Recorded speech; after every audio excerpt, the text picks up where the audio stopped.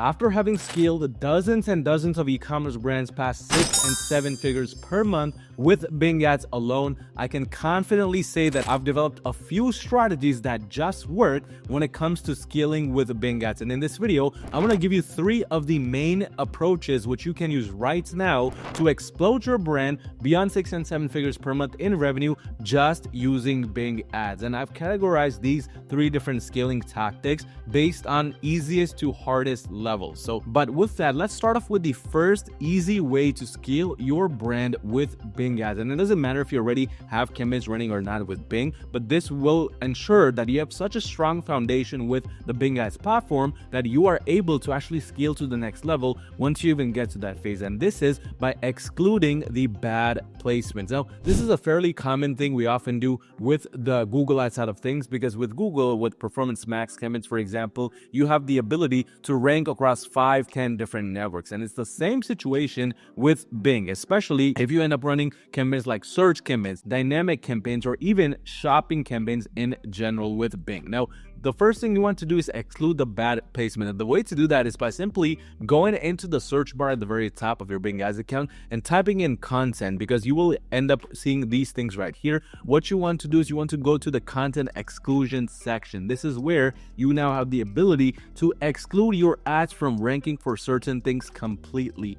And with Bing, I recommend that you basically check all of these boxes which don't apply to you unless you sell, for example, kids stuff, then you can uncheck this box. However, if you don't, then it's better to essentially select all of these, because if you look right here, these selections will directly apply to the audience section, Performance Max section, search, and shopping campaigns. And this is very crucial because just checking these boxes alone reduces your wastage of ad spend on these unnecessary platforms. Just keep in mind, just like Google, Bing will continue to extract your money if you have these boxes checked, even if it's not necessarily the most profitable. So you have to manually go in and tell Bing not to do that. But once you do this, now it's going to only showcase your ads, at least on the Bing ads networks that are owned by Bing itself. So none of the other unnecessary websites or unnecessary blog pages or just random apps which you often see that you appear for within the platform itself, just like on Google maybe, or even Bing in general. But that's one of the first ways to scale your brand, because once you do this, I can almost guarantee you a lot of your unnecessary waste ad spend will be reduced significantly. And with that, now you'll be able to scale your profitability, which will then bring us to the second way of scaling, which is vertical scaling. Because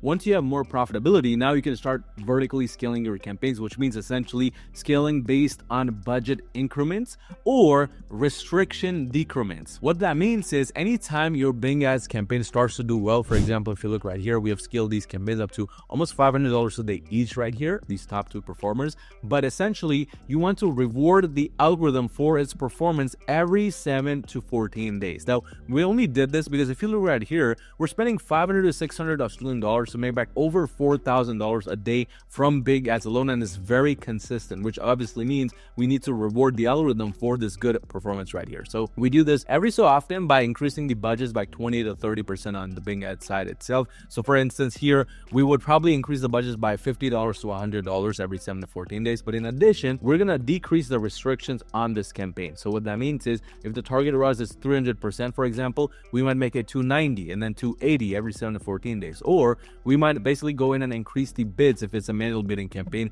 every so often, which by the way, I do highly recommend you stick to manual bidding in the start until you get some decent traction before switching over to smart bidding based strategies. But essentially what you want to also be doing is you want to be applying the 80-20 rule with your campaigns, which essentially says 80% of your budget should be going towards the best selling products on your store. And with Bing ads, it might be different from what works on Google or Facebook, so you want to be aware of that. But essentially, once you start running something and once you get some traction, focus more of your budgets on the good performers, and then put maybe only about 20% of your budgets on testing products as well as on the other bad performers. So if you look right here, this is more of a prospecting campaign which we are running at $50 a day. This is a branded campaign running at 20, but everything else here, it's basically proven keywords, proven landing pages, or proven product. That's what we're sticking to before we are starting to scale aggressively, because again, Bing Ads is not necessarily the best platform for spending a lot of money on just testing, because depending on what niche your products are in, there could be either good amounts of search volume or there could be no one really searching for your product. So you have to keep that in mind. But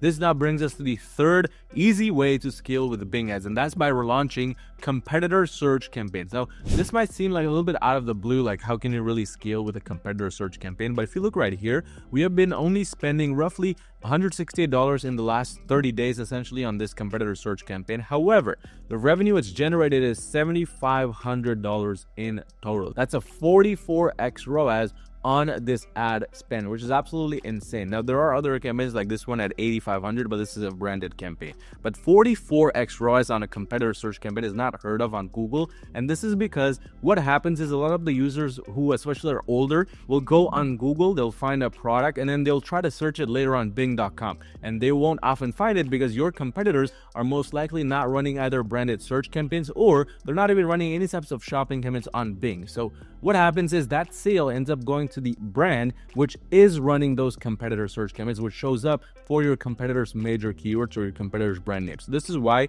it's such a good idea to have a competitor search campaign for your biggest competitors, at least within Bing Ads, because this will now force all of their customers when they go on Bing to shop with you, because they either don't remember what the original brand name was or they don't really care about it and they just want to go the easier way and easier method, which is just clicking on your ad and buying something similar. So this is one of the easiest ways to scale with Bing Ads essentially. But when you combine all of these three methods, when you exclude the bad placements, when you then combine that with adding more budgets when it's doing well, decreasing the restrictions when it's doing well, and then also punishing the algorithm when it's not. But then to top it off, you have a competitor search campaign going targeting your biggest brands in the industry. That's when you find the most amounts of success with your Bing Ad strategy. But again, if you run a brand doing $50,000 per month or more in revenue, you need some extra help scaling with Google and Bing Ads to the next level. Go onto my website at yourmarketing.com and schedule a completely free call with me, and let's see how we can potentially work together and make that happen.